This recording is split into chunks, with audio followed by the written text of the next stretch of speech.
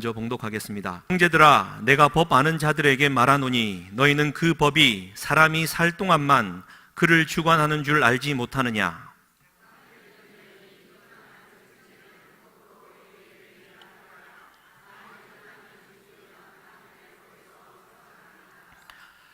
그러므로 만일 그 남편 생전에 다른 남자에게 가면 음녀라. 그러나 만일 남편이 죽으면 그 법에서 자유롭게 되나니 다른 남자에게 갈지라도 음녀가 되지 아니하느니라.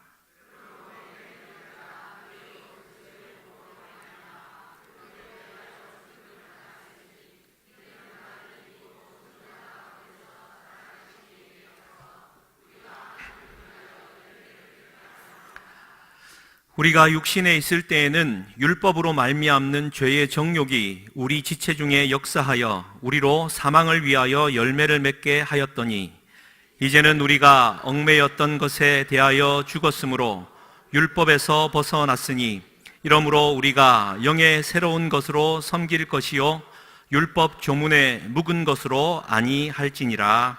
아멘. 영의 새로운 것으로 라는 제목으로 오늘 하나님 은혜 함께 나누겠습니다. 오늘 이 밤도 주의 전에 나오신 사랑하는 성도님들의 발걸음 위에 하나님께서 복 주시고 또 가정의 행복과 은혜로 함께 하시기를 주님의 이름으로 간절히 축복합니다. 우리 자녀분들과 함께 좀 그렇게 축복하겠습니다. 주께서 당신에게 평강과 은혜 베푸시기를 원합니다.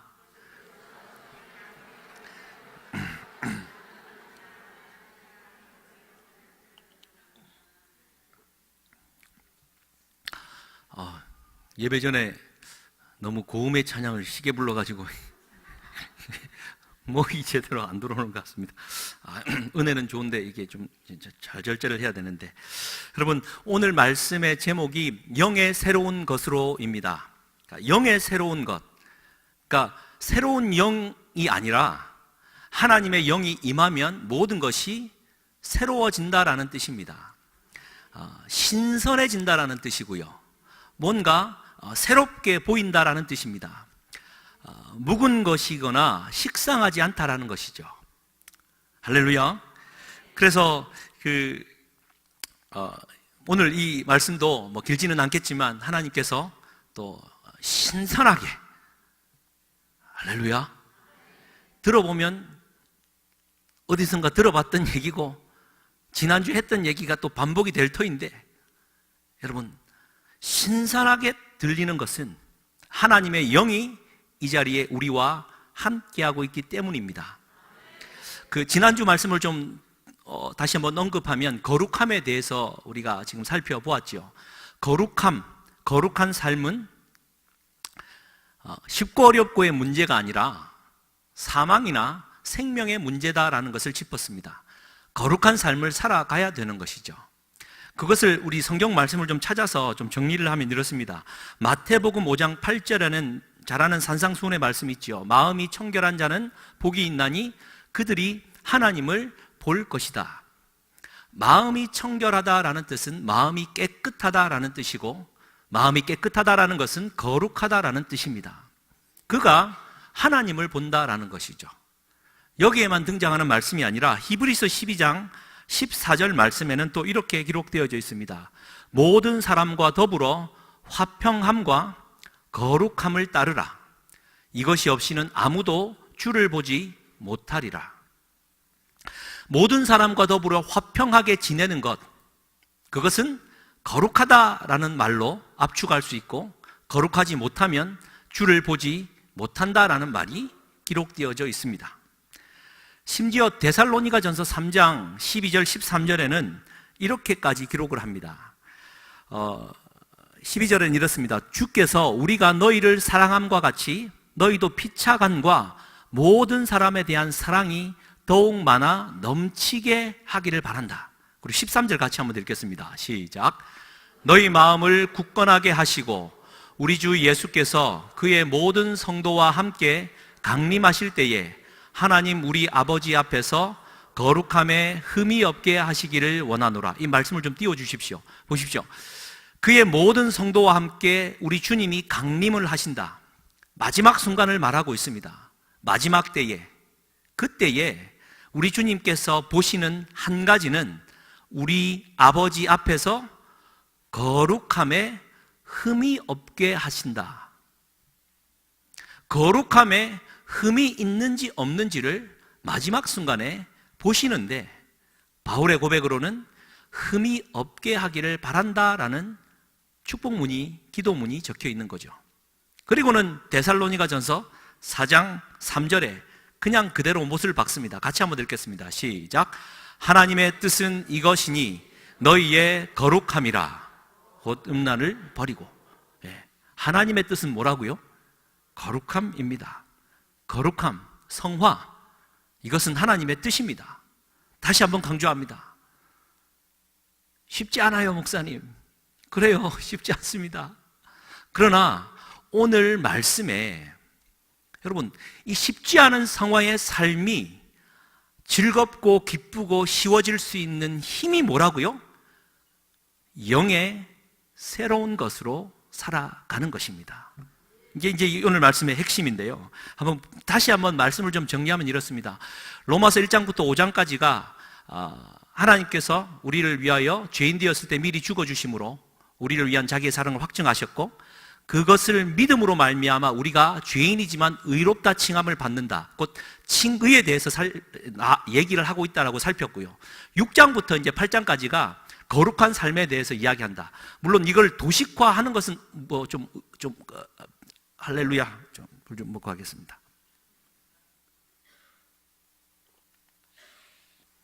다음부터는 말씀 전에 찬양을 높은 거는 이제 절제를 해야 되겠다.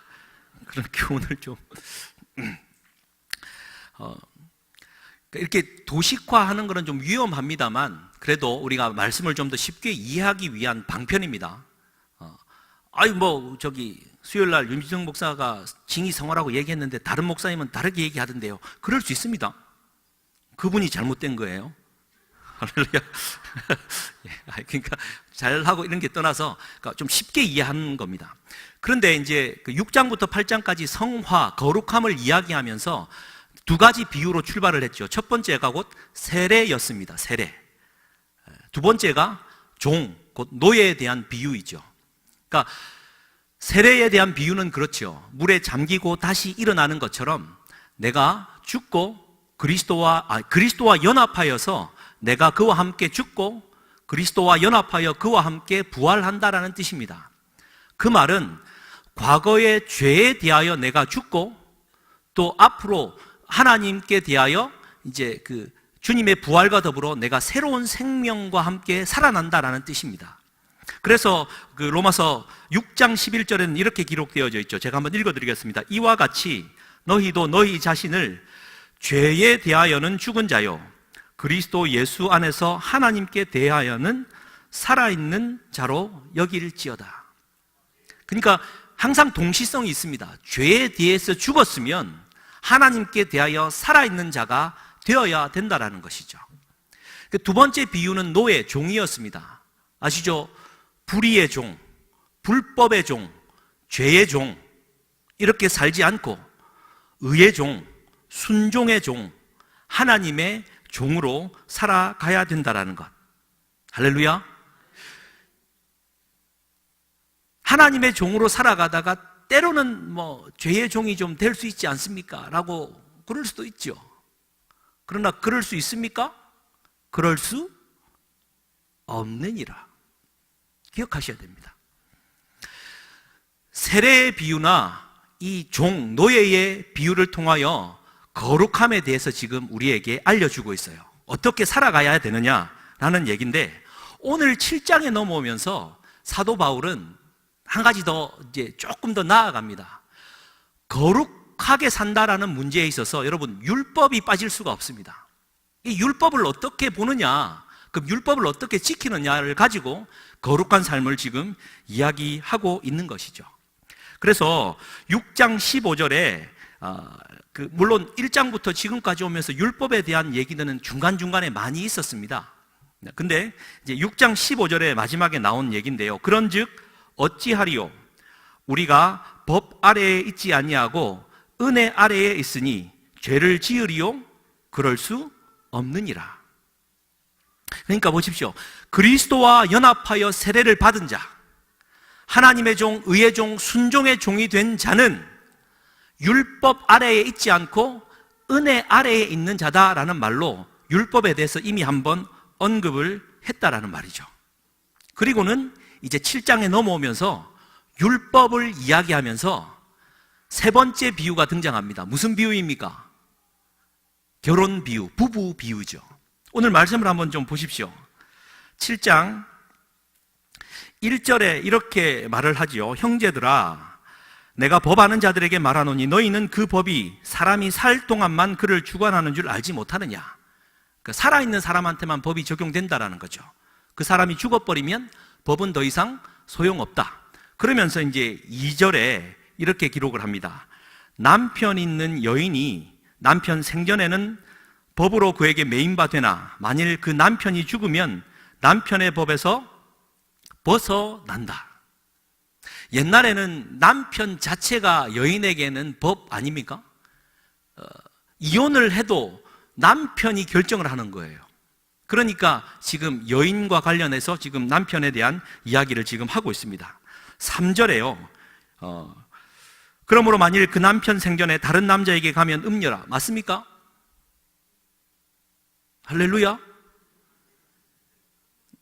아멘 하기도 그렇고 좀 그렇죠. 요즘은 법이 바뀌어가지고 간음죄가 없어졌습니다. 성인 남녀가 만나서 거시기 하는데 그게 뭔 간음이냐? 지금 그런 세상을 살고 있습니다. 그러나 성경에서는 그 얘기를 지금 우리에게 풀어주고 있고요. 남편 생전에 그가 살아있으면 다른 남자에게 가면 음녀가 맞지요. 그러나 만일 남편이 죽으면 그 법에서 자유하게 되나니 다른 남자에게 갈지라도 음녀가 되지 아니한다. 맞지요? 할렐루야. 그래서 4절 말씀이 이제 핵심인데요. 그러므로 내 형제들아, 너희도 그리스도의 몸으로 말미암아 율법에 대하여 죽임을 당하였다. 이 무슨 말입니까? 너희들의 옛 남편은 곧 율법이었다라는 얘기고 그 옛 남편 율법은 죽었다라는 말입니다. 그리고는 이는 다른 곧 죽은 자 가운데서 살아나신 이에게 가서 우리가 하나님을 위하여 열매 맺게 하려 함이다. 할렐루야. 그러니까 보십시오. 그러니까 신앙생활이고 거룩한 삶을 살아간다라는 이 의미는 어떤 면에서는 옛 신랑을 떠나 새 신랑한테 가는 겁니다. 여러분 오해하지 마십시오. 옛 신랑을 버리고가 아닙니다. 버리면 안 돼요. 할렐루야. 옛 신랑, 옛 남편을 떠나, 왜냐하면 옛 남편이 죽었기 때문입니다. 그래서 새 남편 누구예요? 예수 그리스도. 그분이 우리의 신랑 되신다라는 거예요. 그분을 신랑으로 모시고 살아가는 순결한 신부가 되는 것이 이게 우리 신앙생활의 기본이다라는 것이죠. 그래서 그 고린도후서 11장 2절에는 이렇게까지 기록을 합니다. 내가 하나님의 열심으로 너희를 위하여 열심을 내노니 내가 너희를 정결한 처녀로 한 남편인 그리스도께 드리려고 중매함이로다. 할렐루야. 그러니까 이제 본인은 중매쟁이가 되어가지고 새 남편 예수에게로 인도했다라는 거예요. 그런데 사람들이 어찌 산다라는 겁니까?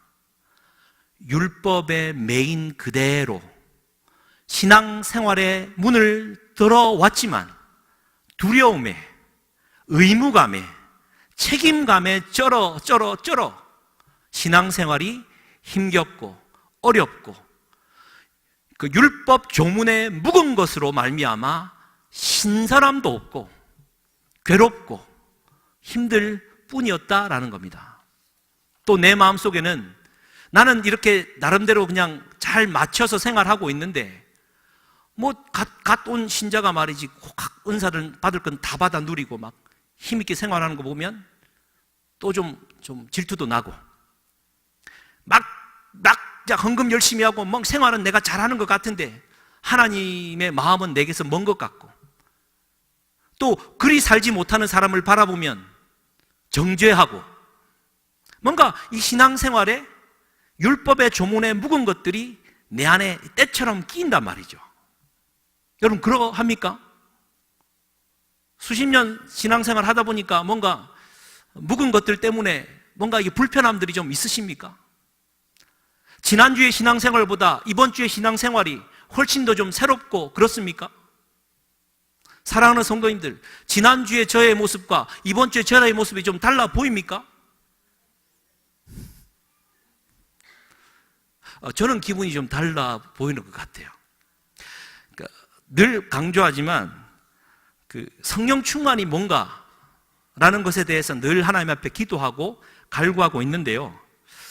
하여튼 뭐 좀 말씀 전하면서 좀 나누겠습니다. 여러분 그런 거 아니에요? 우리 목사님께서 그저께 이제 성경 공부하시면서 일꾼들에게 그런 거 강조하셨어요. 여러분 마지막에 기도하고 주기도문으로 예배를 안 마치면 똥 싸고 안 닦고 나온 기분 그런 거 아닙니까? 그렇잖아요. 주님 기도로 딱 마무리 딱 해야지 뭔가, 혹은 주님 기도 대신에 목사님 축도를 팍 해야지 예배가 쫙 끝나는 것 같은, 막 기도하다 끝내버리면 뒤가 구리고 그런 건 아니에요? 여러분 우리의 신앙생활의 패턴 속에 그런 마음들이 자꾸 스며들면 율법의 묵은 것들로 말미암아 이끼가 끼고 있음을 우리는 경계해야 될 줄 믿습니다. 여러분 주일날 일을 하는 것이 맞습니까? 틀립니까? 주일날 일을 해야 돼요? 말아야 돼요?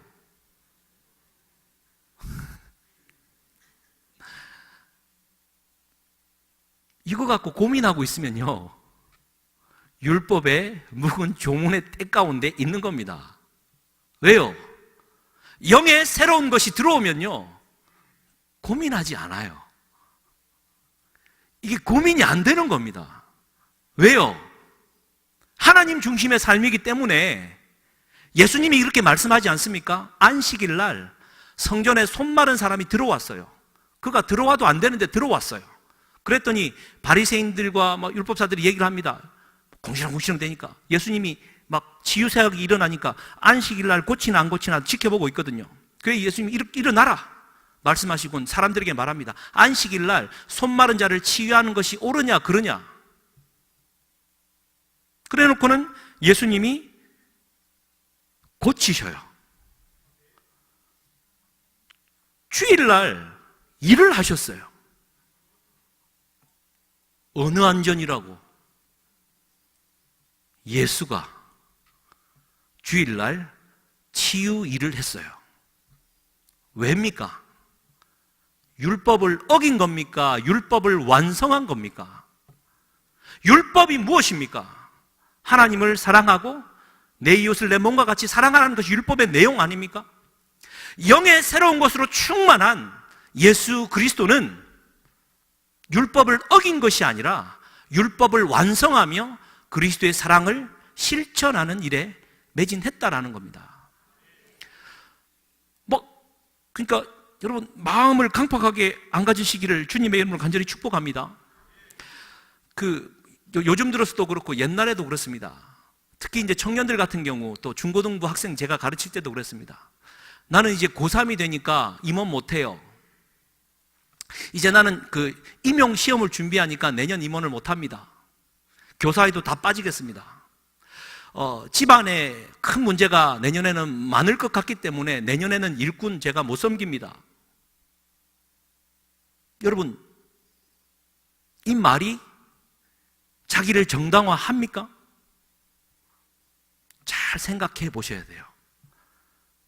제가 일해라라는 얘기가 아니라 이미 내 마음 안에 근심과 염려로 하나님의 일을 육의 일처럼 여기고 있다면 마음에 묵은 것들이, 율법 조문에 묵은 것들이 내 마음을 자꾸 이끼 끼게 만들고 있다라는 거예요. 미천하지만 제 경험상 가장 바쁘고 가장 힘들 때 하나님의 일을 가장 성실하고 효과적으로 효율적으로 일을 했었습니다. 니는 그럴지 몰라도 나는 그렇지 않다. 아니요. 하나님의 일은 영의 새로운 것으로 우리의 일어나고 있는 일상의 삶들은요, 그냥 그런 삶이에요. 그것을 바쁘다고 여기는 것 자체가 내 안에 영의 새로운 것들, 하나님의 신선한 성령께서 오셔서 나를 새롭게 하시는 은혜가 삭감되어 있다는 겁니다. 율법의 묵은 조문의 것들로 여전히 살아가고 있다는 거예요. 그래서 여러분, 우리가 이제 그 거룩한 삶이 이제 남편을 바꾸는 것 아닙니까? 표현이 좀 그렇다. 남편을 갈아타는 거예요. 새 남편. 요한복음 4장에 사마리아 여인이 남편이 몇 명입니까? 5이에요. 왜요? 남성 편력이 있었습니까? 우리에게 주는 비유 같습니다. 우리는 다 사마리아 여인 같아요. 율법의 늪 아래에서 육신대로 살 수밖에 없어요. 그래서 영의 것을 찾고자 다른 남편을 찾았는데 예수 남편을 찾은 것이 아니라 또 다른 육의 남편을 찾은 거예요. 그니 남편을 거듭하다가 6번째 예수 그리스도를 만나 참 신랑 되신 주님을 만나 그녀가 자유하게 된 것 아닙니까? 여러분, 자꾸 육신의 남편을 갈아타려고 생각하지 마십시오. 다른 생각 품지 마세요. 언제 죽나? 아깝다.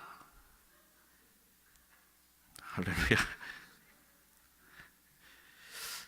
근데 목사님, 제가 이 말씀을 준비하면서 어제 여러분 지금 다니엘 기도회가 그 오리온교회를 통하여 전 지역에 하고 있는데 오늘 아침에 이제 제가 아내가 듣고 있는 것을 제가 좀 들어가지고 이 말씀 좀 나눴으면 싶은데요. 어제 저녁에 이제 강사가 주명식 목사님이었습니다. 가문 자체가 신내림이 강하였고 할머니가 큰 무당이었고 이제 그러다 보니까 본인은 이제 대학 들어가서 은혜 받고 목사가 되겠다고 결정하는 그때에 그 집안에 한 사람은 그 내림굿을 받아야 되는데 그 저주가 그대로 흘러갈 건데 엄마가 그 소식을 듣고 우리 자녀를 보호하기 위하여 본인이 내림굿을 받아요. 그러니까 아들이 대학생이 돼갖고 은혜 받고 목사가 되려고 하는데 엄마가 자녀들 보호하려고 내림굿을 받습니다. 근데 이 내림굿이 보통 센 게 온 게 아니라 여러분 작두를 작두 2개 있는 걸 양발로 타면은 레벨 2, 작두 하나를 양발로 타면 레벨 1, 짱이랍니다. 엄두도 안 냈는데 그 엄마가 내림굿을 받고 외작두를 타고 신령한 사람이 됐대요. 그 점집에 점 보러 가면 다들 이제 짝퉁들이 많은데 진짜 내림굿을 받은 이제 신령한 사람 그분들의 표현하면 90% 이상이 다 가짜인데 그 중에 몇몇이 진짜라고 사람이 딱 들어오면 그 사람의 과거가 다 보인답니다. 뭐 때문에 왔는지 안 돼요. 용합니다. 근데 제가 이제 이 말씀을 드리려고 하는데 다시 한 얘기는 나중에 한번 보시면 알겠지만 딱 들어오는 사람의 대부분의 문제가 뭐냐면 불륜이랍니다.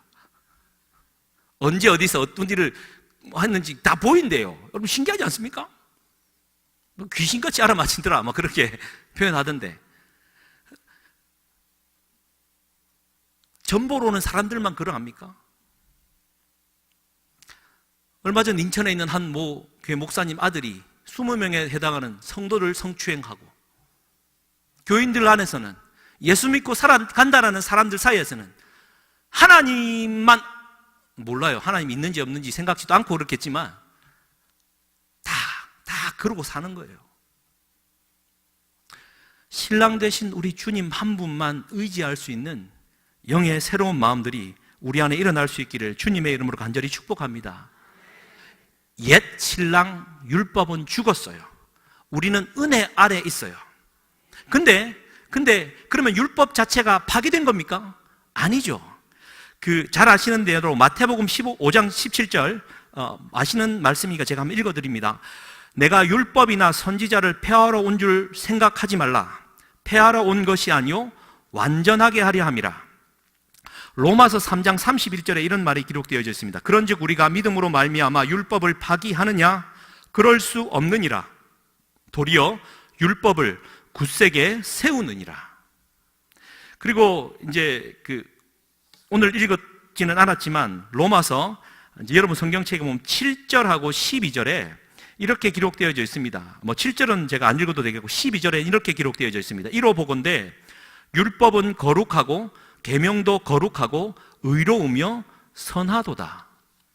그러니까 율법 자체는요, 오히려 선하고 의롭다까지 말을 합니다.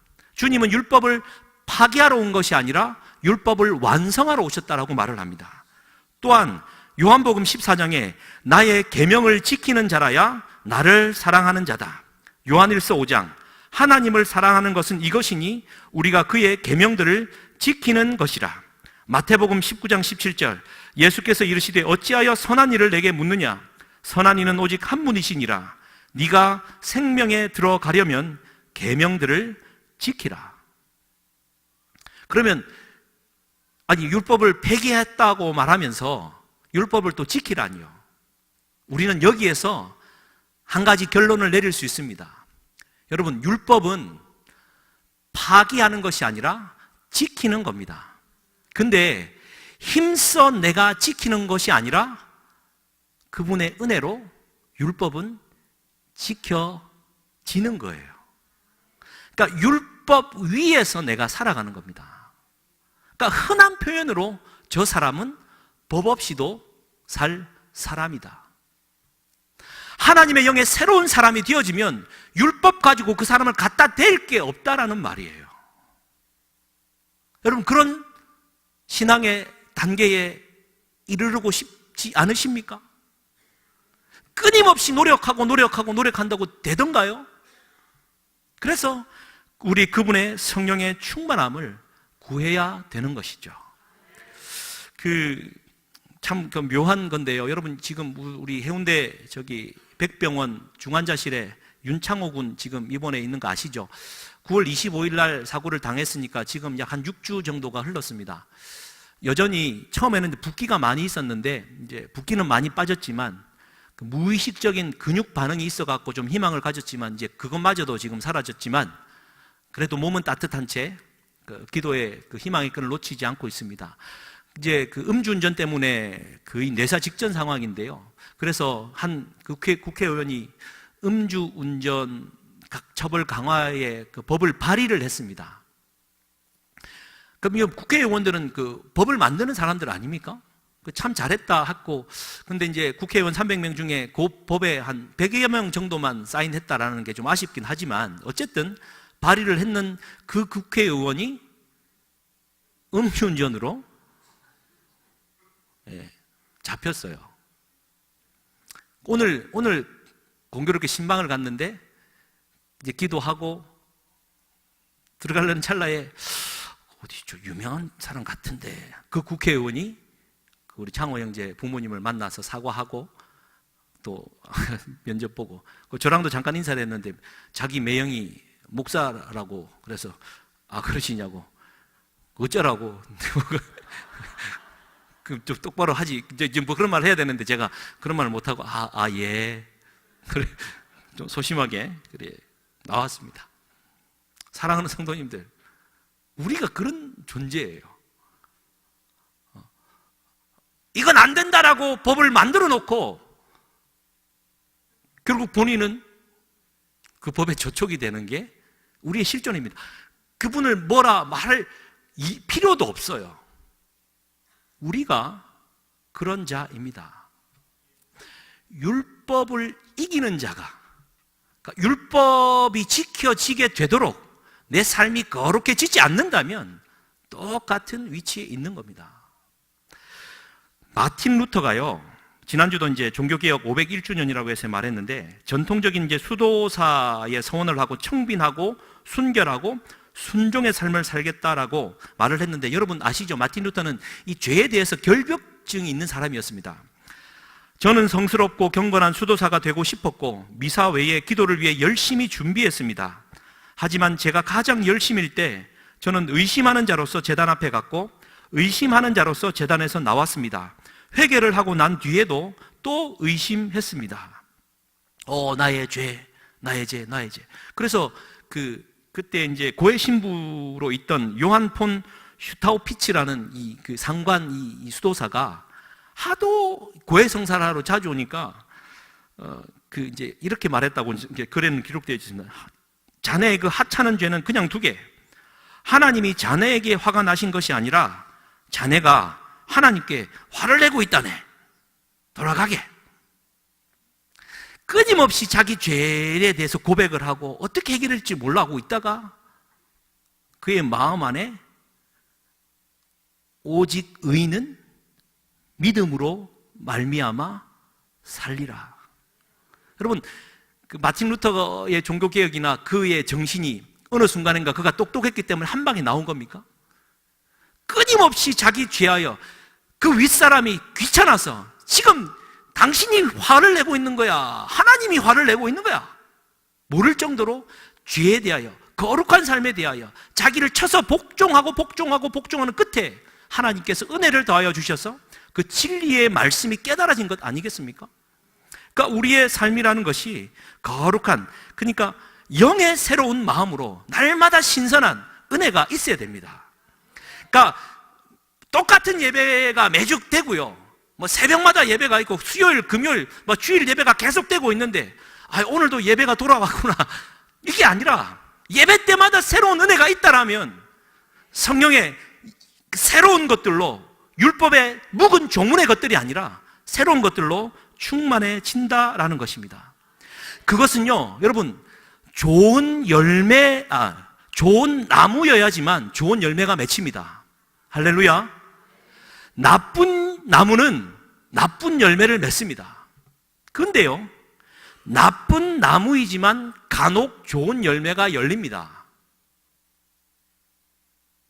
근데요, 그때 간혹 열리는 좋은 열매 때문에 그 나쁜 나무가 좋아지지는 않는단 말입니다.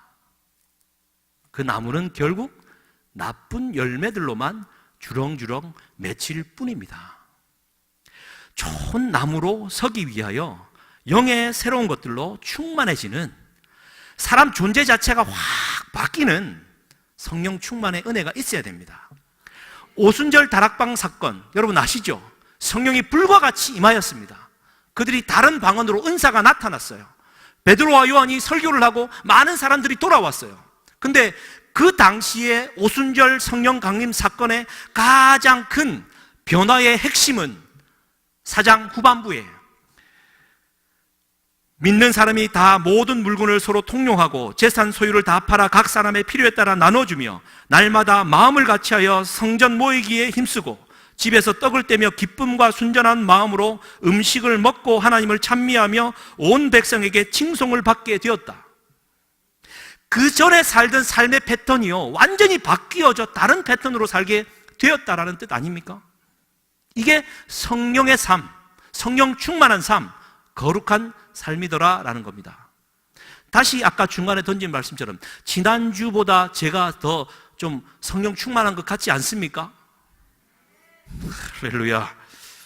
억지가 좀 있지만 여러분, 지난 주 중에 제가 그런 말을 들었습니다. 목사님 두꺼비 닮았네요 그러더라고요. 그러더니 목사님 떡두꺼비를 닮았네요. 살다 떡두꺼비 같은 아들을 낳았다는 말은 들어봤지만 마흔이 훌쩍 넘긴 목사의 가를 달고 떡두꺼비를 닮았다니요. 제 볼살이 좀 처졌나, 살이 쪘나. 예전 같았으면 이런 이야기들을 통하여 저는 이렇게 받아들였을 겁니다. 하나님, 제가 요즘에 뭐 잘못하고 있습니까? 떡두꺼비처럼 제가 뭐 게을렀거나 살이 두룩두룩 쪘다라는 뜻입니까? 라고 하나님 앞에 반문했을 것 같아요. 그런데 영의 새로운 성령의 충만함에 있으니까 이게 어떻게 들리냐면요, 그래, 너는 이전까지는 두꺼비와 같은 삶을 살았지만 내가 떡두꺼비와 같은 아이처럼 너를 새롭게 태어나게 하겠다. 그냥 제가 웃으라고 하는 얘기가 아니라 그냥 그렇게 들리는 말이 어떤 부정적으로 흘러가는 게 아니라 감사의 언어로 들리더라라는 거예요. 할렐루야. 좀 더 성령 충만한 게 보이지 않습니까?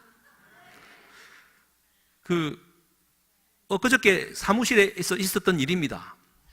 우리가 이제 맥도날드에서 햄버거를 이제 사무실에 주문을 했어요. 쫙 왔는데 커피가 안 오고 생수가 한 병이 온 겁니다. 예전 같았으면 이렇게 했을 거예요. 빨리 전화를 해서 주문 배달 사고니까 햄버거를 하나 더 주든지 커피를 2잔을 갖고 오든지 빨리 갖고 와서 우리의 욕망을 채우자. 그렇게 반응했을 것 같아요. 근데 성령이 충만하니까 다현자매 거였는데요. 다현자매가 그렇게 선포했습니다. 다현자매, 이 물 뚜껑을 따서 커피컵에 붓는 순간 뜨거운 커피로 변할 거라고. 머뭇거리더라고. 믿음이 없는 자야, 왜 의심하느냐? 해라. 왜요? 성령이 충만하니까 진짜 변할 것 같아요. 그래서 다현자매 보더니 하더니, 그래요 목사님, 이거 따서 안 되면 목사님은 딸 거예요 그러더라고. 목사님을 딴다 그래요. 목을 딴다고? 그래서 이제 이렇게 이제 흔들고 이제 이런 리액션을 또 보이고 이렇게 살아가고 있습니다. 여러분, 사무실 들어오실 때 겸손한 마음으로 노크 잘 하시고 잘 들어오세요. 잘못했다가는 따일 수가 있습니다. 조심하셔야 됩니다. 할렐루야. 지금 제가 뭔 얘기 그냥 웃으라고 하는 얘기입니까? 그러니까 어떠한 일을 만나도 작은 일이든 큰 일이든 거기에 대하여 율법의 묵은 것에 내가 구태의연한 마음으로 신앙의 신선함도 없이 괴로워하며 따라가는 삶이 아니라 영의 새로운 것으로, 옛 남편이 죽었으니까 새 남편 예수 그리스도를 내가 이제 그분과 연합하였으니까 그분과 함께 영의 새로운 성령의 은혜로 기쁜 마음으로 살아가야 된다라는 것을 가르쳐 주는 것 같습니다. 할렐루야. 좋은 나무여야지만 때로는 나쁜 열매가 열릴 수 있지만 결국에는 좋은 열매들로 주렁주렁 열리는 거룩한 하나님의 백성들로 세워져 갈 수 있기를 주님의 이름 간절히 축복합니다. 우리 아까 처음에 찬양했던 이 찬양 우리 3절로 한 번만 고백하고 함께 좀 기도했으면 좋겠습니다.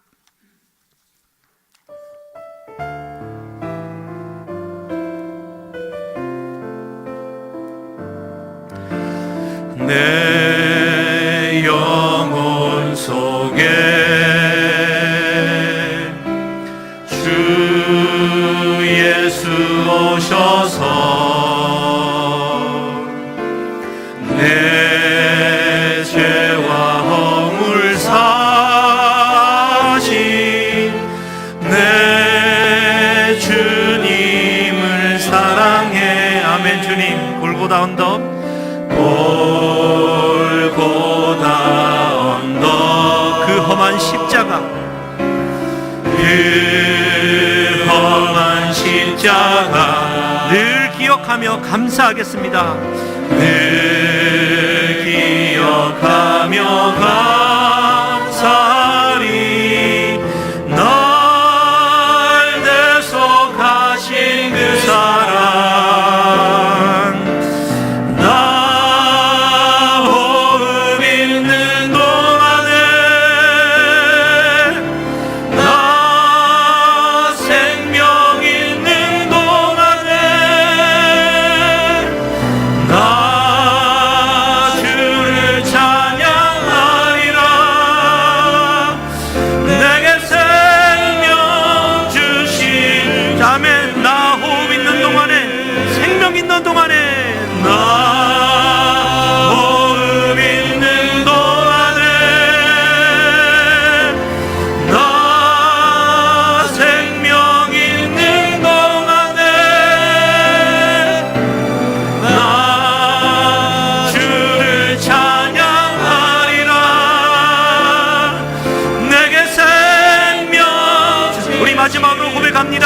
나 호흡 있는 동안에, 나 생명 있는 동안에, 나 호흡 있는 동안에,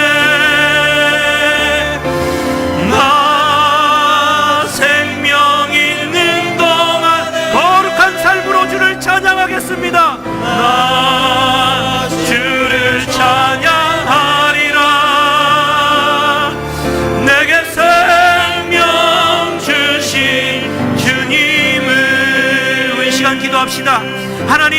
영의 새로운 것들로 충만케 하시옵소서.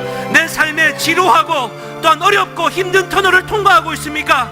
아버지 하나님, 율법의 묵은 조문의 것들, 구태의연하는 것들 그리스도의 십자가의 은혜로 다 씻겨버리고 하나님, 내가 새로운 영으로 충만하여져서 어떠한 사람과 어떠한 일을 하든지 간에 하나님 적극적으로 감사하며 바쁘다 핑계대지 않고 육의 것에 신경 쓰지 않고 하나님 나라의 일에 신경 쓰며 영의 일에 하나님 최선을 다하겠습니다.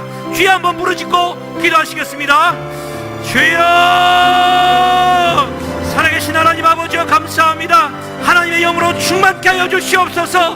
내 삶이 하나님 매일 매너리즘에 빠져가지고 하나님 재미가 없고 하나님 오늘의 삶이 행복하지 못하고 오늘의 삶이 어렵고 하나님 오늘의 삶의 고개를 넘어가기가 너무나도 힘든 줄 압니다. 하나 주님, 그것이 정상이 아님을 다시 한번 고백해 하여 주시고 내 삶에 긍정적인 언어와 생명의 언어와 하늘 생명의 말씀이 가득가득 하여 줘서 내 마음의 믿음으로 충만케 하여 주시고 성령의 언어로 함께 하여 주셔서 행복한 삶이 되게 하여 주시고 기쁘고 즐겁고 아름다운 삶이 펼쳐질 수 있도록 이기게 하여 주시옵소서. 사탄이 누르고 있는 것 하나님 다 벗어버리게 하여 주시고 하나님께서 나사렛 예수에게 성령과 능력을 기름 붓듯 하셔가지고 하나님 그가 두루다니시며 선한 일을 행하시며 또한 마귀에게 눌린 모든 사람들을 하나님 또한 자유케 하고 고치셨사오니 하나님이 함께하고 계셨음을 믿습니다. 아버지 하나님, 그러한 삶을 살게 하여 주시옵소서. 성령과 능력을 기름 붓듯 하시옵소서. 때마다 일마다 하나님 넘어지는 삶이 아니라 하나님 사단과 싸워 이기는 삶이 되게 하여 주시고 육에서 싸워 영의 일에 나아가는 삶이 되게 하여 주시옵소서. 거룩한 삶 쉽지 않은 일이지만 하나님, 내가 거룩한 삶을 살아내겠습니다. 하나님, 각오하고 기도하는 모든 심령마다 하나님의 은혜로 충만케 하여 주시고 내 힘과 노력으로는 전혀 할 수 없는 것임을, 율법을 이기는 것은 오직 하나님의 영으로 되는 것임을 기억하며 오늘도 성령의 충만함을 구하오니 하나님의 은혜로 날마다 새로운 은혜가 있게 하여 주시옵소서. 하나님 은혜를 더하시옵소서. 말씀을 주시고 기도함에 능력을 다하여 주시며 성령의 충만함을 날마다 덧입혀 주시옵소서. 우리 시간 한 가지 더 마지막으로 기도하겠습니다. 사랑하는 담임 목사님에게 성령의 충만함을 더하여 주시게 해달라고, 은혜와 사랑과 능력으로 성령과 능력을 기름 붓듯 해달라고 하는 기도해 주시고, 주의 몸된 교회 아름다운 중직들이 있습니다. 함께 섬기며 나아갈 때 매너리즘에 빠지지 않고 온 교회가 날마다 신선한 하나님의 영으로 충만케 하시옵소서. 또 각자가 가정마다 어려움을 겪고 있는 가정들이 있는 줄 압니다. 하나님의 영이 임하여서 온전교회 회복되게 하여 주시옵소서. 주여 한번 부르시고 다시 한번 기도하겠습니다. 주여, 살아계신 하나님 아버지여, 감사합니다. 주의 몸된 전에 하나님의 영으로 충만케 하시옵소서. 하나님, 우리 사랑하는 담임 목사님에게 성령의 은혜를 다하여 주시고 성령과 능력을 기름 붓듯 하셔 주셔서 하나님의 은사와 좋은 또 성령의 충만함의 모습들로 존재 자체가 바뀌어지는 은혜가 있게 하여 주셔서 날마다 깨어 기도할 때 하나님의 영으로 충만케 하여 주시옵소서. 사랑하는 성도들, 하나님 주의 일꾼들이 날 세워졌고 또한 기존에 있는 중직자들이 교회를 섬기고 있나온데 아버지여, 때마다 일마다 섬김에 있어 하나님 율법 조문의 묵은 것들로 하지 않게 하여 주시고 영의 새로운 것들로 하게 하여 주셔서 날마다 새로운 마음으로 성령 충만한 마음으로 주의 몸된 교회를 서게 하여 주시옵소서. 하나님 감사합니다. 하나님, 가정마다 어려움을 갖고 있습니까? 부부의 관계로 하나님 오늘 말씀을 전해주셨는데, 아버지 말씀을 주셨는데 아버지여, 가정마다 은혜를 다하여 주셔서 회복과 치유와 용서와 사랑과 화해와 평화와 기쁨으로 평화, 우리 화평과 거룩함으로 말미암아 하나님을 보는 역사가 있게 하여 주셔서 하나님, 이것을 육의 것으로 해결하지 않고 하나님의 영으로 해결하여서 정말 온전한 회복의 역사가 주의 몸된 전에 날마다 일어나게 하여 주시옵소서.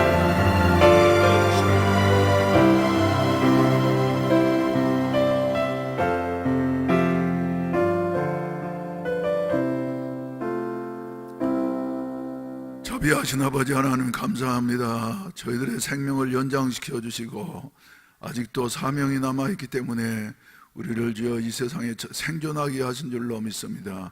성령으로 충만케 하여 주시어서 주님이 맡겨주신 모든 사명을 온전히 감당할 수 있게 하시옵소서. 1년 동안도 베풀어 주신 은혜, 더 나아가서는 한 생애 동안 베풀어 주신 은혜를 감사하는 추수감사주일이 다가오고 있습니다. 우리 하나님 앞에서 주여 우리에게 베풀어 주신 은혜를 다시 한번 상기하면서 주여 넘치도록 감사할 수 있게 하여 주시옵시고, 주여 요사이 한국교회 작은 교회들이 주여 어떻게 살아갈 길을 찾지 못해서 허덕이는 이 안타까운 시대에 우리가 살아가고 있습니다. 금년 추수감사주일에는 하나님께서 우리에게 베풀어진 은혜와 축복을 가지고서 우리가 작은 교회들을 섬길 수 있는 이와 같은 주여 절기로 지키기를 원하오니 우리 하나님께서 우리 성도들의 마음마다 감동하시어서 주여 이런 일에 우리가 힘을 모아 동참할 수 있게 하시옵시고, 그리하여서 하나님 앞에 더욱더 영광 돌릴 수 있는 이런 아름다운 은혜가 저희들에게 넘치게 하여 주시옵소서. 오늘 또 주여 믿음으로 이렇게 정성스러운 헌금들을 드렸습니다. 주님이 연락하시고 축복해 주시옵소서. 예수님의 이름으로 기도하옵나이다. 아멘. 할렐루야. 광고 말씀 몇 가지 드리도록 하겠습니다. 다음 주일은 무슨 주일인 줄 아십니까? 예? 추수감사주일은 해마다 지키는 절기이고, 다음 주일 11월 17일은 2018년도 추수감사주일입니다. 그래서 여러분들이 정성을 다해서 하나님 앞에 베풀어진 은혜를 기억하면서 하나님 앞에 절기를 지킬 수 있기를 바랍니다. 예배를 드리면서 내 마음속에 생각되는 것이 무엇이냐 하면, 하나님께서 우리에게 주신 축복이 많다. 우리 해운대 순복음교회를 가리켜서 많은 교회들이 복받은 교회다 이렇게 말을 하고 있습니다. 제가 생각하기도 우리에게 넘치는 복을 주신 것 같습니다. 그래서 2018년도 다시 돌아올 수 없는 이와 같은 의미 있는 해 추수감사주일은 우리가 한국 교회들이 지금 무너지고 있습니다. 어떻게 살 길이 없는 이와 같은 교회들이 있습니다. 우리가 정성들을 모아가지고 하나님 사랑하는 마음으로, 할렐루야, 우리 교회도 주님의 몸된 교회입니다마는 한국에 있는 6만여 교회가 다 하나님의 교회들인 줄로 믿습니다. 특별히 우리 순복음교회들은 말이죠, 연약한 교회들이 많아요. 그래서 이 작은 교회들을 돕는 이와 같은 헌금으로 하나님 앞에 드린다고 하면은 2018년도 한 번밖에 없는 추수감사주일은 하나님 앞에 의미가 있겠다. 여러분 기억하십니까? 지금부터 약 10여 년 전에 제가 중국 단동을 가가지고 북한 동포들의 그 실상을 보면서 말이죠, 그래 마음의 감동을 받고 어떻게 하면은 우리가 북한에 있는 동포들을 도울 수 있을까 생각하다가, 그래 추수감사주일 헌금을 북한 동포들 굶주리고 있는 김일성, 김정일의 독재 아래에서 자기들은 배가 나와가지고 말이지 내밀고 다니면서 북한 동포들은 메말라 죽어가는 이 불쌍한 북한 동포들을 위해서 말이지 우리가 헌금을 드렸으면 좋겠다. 그래서 그 헌금으로 뭘 사자고요? 쌀을 보내고 다른 것을 보내면은 그 악랄한 북한 군부에서 다 착취하기 때문에 말이죠, 밀가루를 보내자고 그래가지고 제가 거기에서 먹는 말이죠 음식들을 가져와가지고 다 조금씩 먹으면서, 그날은 우리도 뭘 먹었습니까? 강냉이 가루 죽을 먹으면서 헌금을 해서 북한 동포들에게 이렇게 정성스럽게 보내었어요. 그래서 제가 그때 이제 디스크가 터져가지고 그 이제 괴로운데 말이지 그래도 저 단동에까지 가서 우리 교인들이 정성스럽게 드린 헌금이 제대로 북한 동포들에게 전달되어야지 되겠다 싶어가지고 오후에 배에다가 선져가는 여 같은 모습을 확인을 하고, 그리고 배가 텅텅텅텅텅텅 하면서 출항하는 것을 확인을 하고, 그리고 북한에는 못 먹고 살기 때문에 말이죠 결핵 환자들이 그렇게 많대요. 그래서 약을 쓰지도 못해서 우리의 헌금으로 북한 동포들을 위한 결핵약을 사가지고 결핵약을 보내고, 그리고 또 여러 가지 약품들을 보낸 여 같은 일이 있습니다. 지금도 생각하면 마음이 흐뭇한 거예요. 그리고 그 단동이 얼마만큼 추운 곳인데 새벽 2시가 되니까 말이죠, 영하 20도 이상으로 이렇게 내려가는데 말이죠, 제가 나와가지고 밤중에 실어 보내는 여 같은 물품을 다시 확인하고 거기에서 이제 중간 다리를 놓는 분이, 목사님 가셔가지고 숙소에서 1시간 있으면 전화가 올 겁니다. 그래서 전화는 길게 못합니다. 잘못하면 북한 정보원에게 붙들린 날에는 사형을 당하기 때문에 전화가 올 겁니다. 그래서 기다리고 있었더니 말이죠, 전화가 밤중에 아니라 한 1시간 좀 후에 전화가 와가지고 잘 받았습니다. 그리고는 턱 끊어버리더라고. 오래 있으면 걸릴까 봐서. 이런 안타까운 현실 속에서. 그런데 굶주리는 북한 동포들도 말이죠, 불쌍합니다만 그보다 더 심각한 상황이 한국교회 어려운 교회들이라고 하는 이런 사실입니다. 그 중에서 특별히 우리 성령운동의 기수로 사용되었던 순복음교회 어려운 교회들을 금년 추수감사절에는 돕는다고 하면은 의미가 있고 하나님이 기뻐하실 것이다. 아멘이자 그만. 하나님이 기뻐하실 것이다. 맞습니까, 여러분? 순복음 교인들은 말이죠, 아멘을 해도 아멘 그렇게 하는 게 아니요, 그냥 엉덩이가 덜썩할 정도로 아멘 그렇게 해야지 돼요. 그렇게. 전에 영락교회 박조준 목사님이 우리 교회 오셔가지고, 정 목사님, 나는 순복음교회에서 아무리 집회 오라 그래도 한 20여 년이 됐구만요 벌써. 한 번도 간 일이 없습니다. 하도 아멘을 크게 하니까 자기는 즐거워하겠대. 그래서 체질에 안 맞아서 말이죠.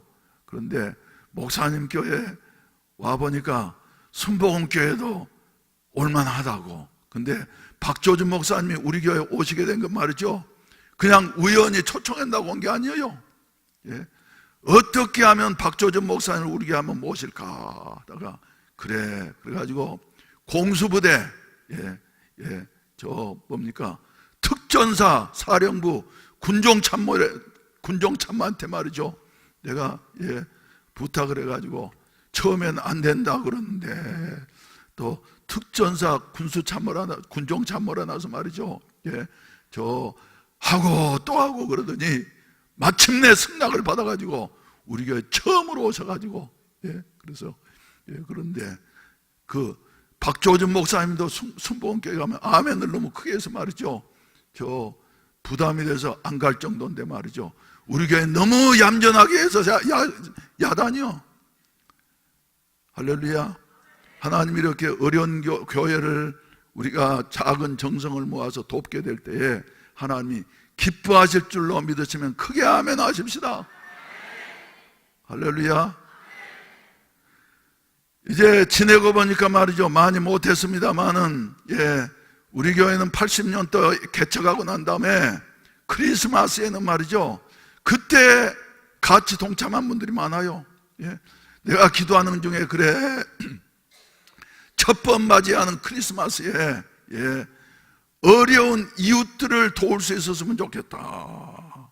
그래서 말이죠, 모금함을, 지금은 이제 법적으로 그게 안 되는데 말이죠, 그때 모금함을 만들어 가지고 전 교인이 다 일어나서, 그때는 교인이 많지 않을 때니까 말이죠, 앞에다 울러매고 말이죠, 저 부전시장으로, 국제시장으로, 그리고 시장이라는 시장을 다 우리 교인들이 다 깔렸습니다. 그리고 또 이제 교인들이 쑥스러워하실까 봐서 목사부터 한다고 말이죠. 그래가지고 목사도 울러매고 가가지고 가게마다, 그때 우리가 한 소리가 뭐였냐면, 적은 정성을 모아 어려운 이웃을 도웁시다 하면서 갔더니, 내가 그때는 33살이었습니다. 그러면서 가게 주인들이, 젊은 사람 말이지, 일하면서 돈 벌어서 이웃을 돕지 말이지 이렇게 얻으러 다니느냐고. 내가 먹으려고 얻으러 다닌다고 하면 부끄러웠고 자존심 상할 일이지만 말이죠, 그런 말을 들어도 기쁘더라고. 그러죠. 그때 이제 우리가 참 성스럽게 모은 헌금 말이죠, 적지 않게 상당히 많았어요. 그래서 저 광안 이동 사무소에다 얘기해가지고 어려운 사람들 각 통별로 2가정씩 추천을 해달라 그랬더니 와가지고 이제 다 받아가고 하는 이런 행사를 했는데, 내가 좀 더 조직적이었더라고 하면 이런 사진들을 한 장씩 찰칵찰칵 찍어놨더라고 하면 말이죠, 우리 교회 역사가 되어질 터인데 그런 게 우리 교회는 아무것도 없습니다. 그렇지만 하나님은 생생하게 기억하실 줄로 믿습니다.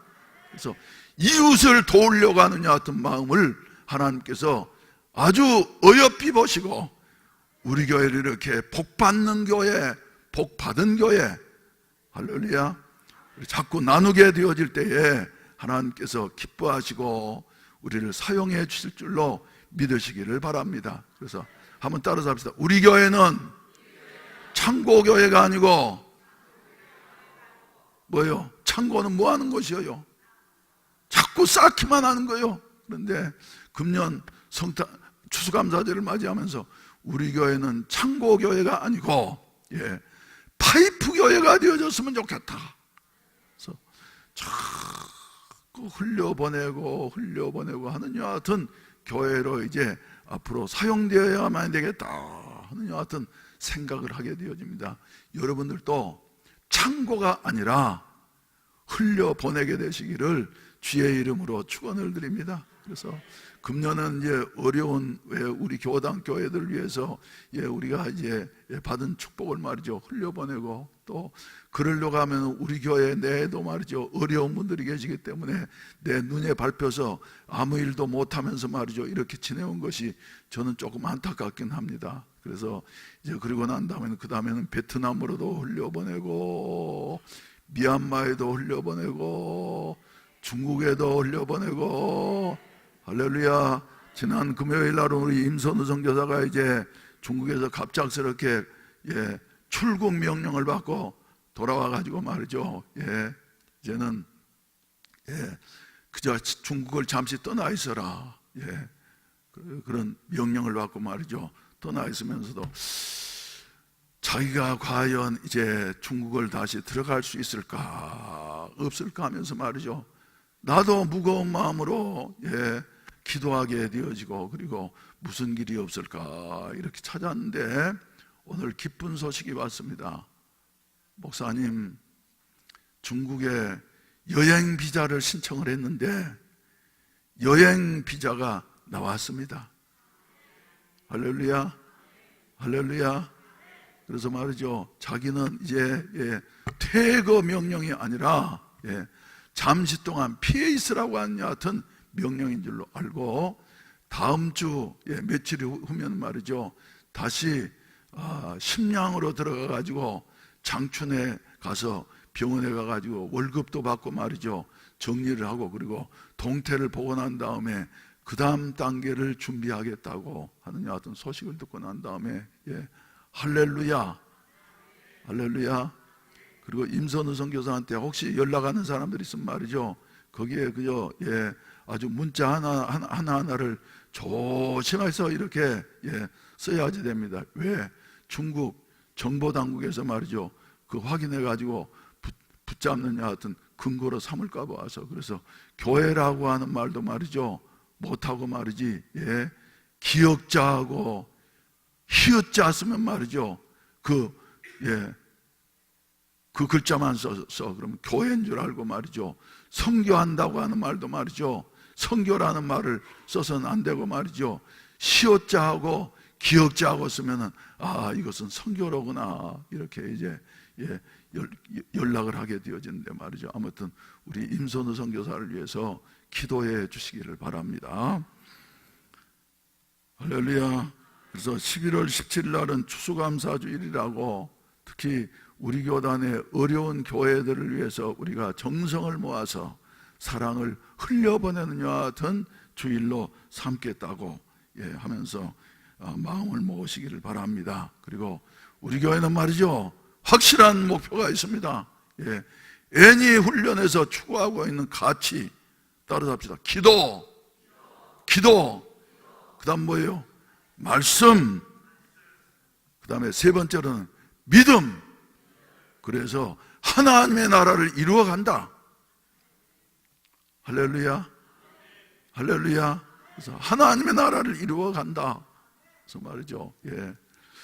그래서 어떤 분들은 지금 항존직들은 말이죠, 예, 열심히 매주 토요일 오후 2시부터 5시까지 3시간씩 훈련을 받고 계신데 말이죠, 상당히 좋아하는 것 같아. 상당히 좋아하는 것 같아. 그래서 목사님, 나도 거기에 좀 동참할 수 없습니까? 그런데 이번에 피택 항존직들이 아닌 분들은 동참할 수가 없습니다. 다만 여러분들이 원하신다고 한 말이죠, 집중 훈련을 할 수 있어요. 그래서 한국 사회에서 미얀마는 5일씩 집중 훈련을 한다고 하는데, 한국에서는 5일씩 하면은 어려우니까 말이지, 예, 할 분들이 한 모여가지고 이틀 내지 3일 정도씩 이렇게 우리가 집중 훈련을 했으면 좋겠다. 그래서 교회보다는 어디, 예, 아무튼 좋은 것을 한번 찾아가지고 말이죠, 교섭을 해서 하려고 하니까 여러분들 또 기도하시면서, 만약에 그런 훈련을 한 3일쯤 한다 그러면 동참하실 분들 한번 손 들어 보세요.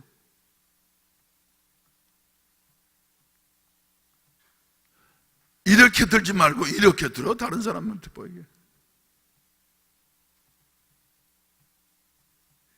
없어요? 그럼 없으면 안 하면 되지 뭐. 예. 3사람 있는데 말이죠, 3사람 가지고는 안 됩니다. 적어도 30명 이상 돼야지. 예, 그래요.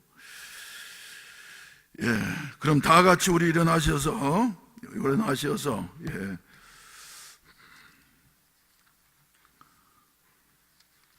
성령 충만은, 예, 주의 친절한 팔에 안기세 우리 마음이 평안하리니, 예, 주님의 품 안에 안기는 일인 줄로 믿습니다. 주님이 우리를 장악하시는 일인 줄로 믿습니다. 그래서 몇 장이에요? 주의 친절한 팔에 안기세 우리 마음이 평안하리니.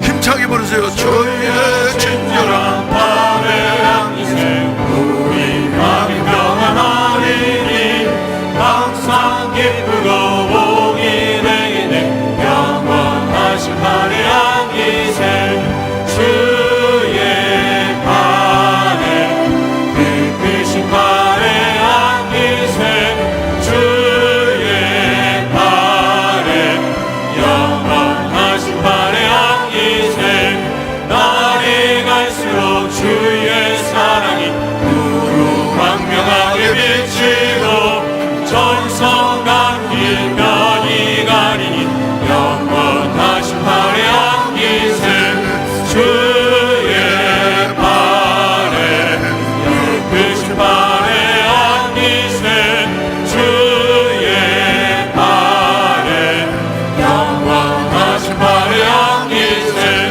주의 보좌로 나아갈 때 기쁨 장소리 외치고 겁과 두려움 없어지니 영원하신 팔에 안기세 주의 팔에 깊으신 팔에 안기세 주의 팔에 영원하신 팔에 안기세.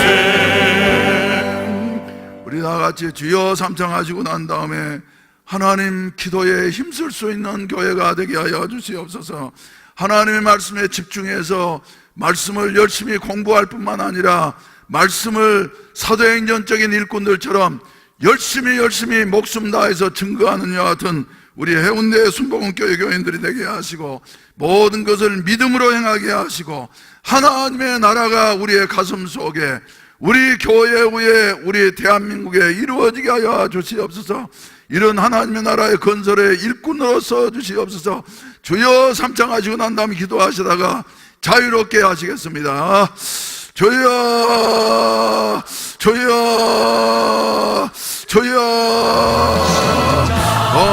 자비하신 우리 아버지 하나님이여 온전히 도와주시옵소서. 아버지 하나님이여 주의 성령의 그 강력한 역사 중에 주여 온전히 이루어질 수 있도록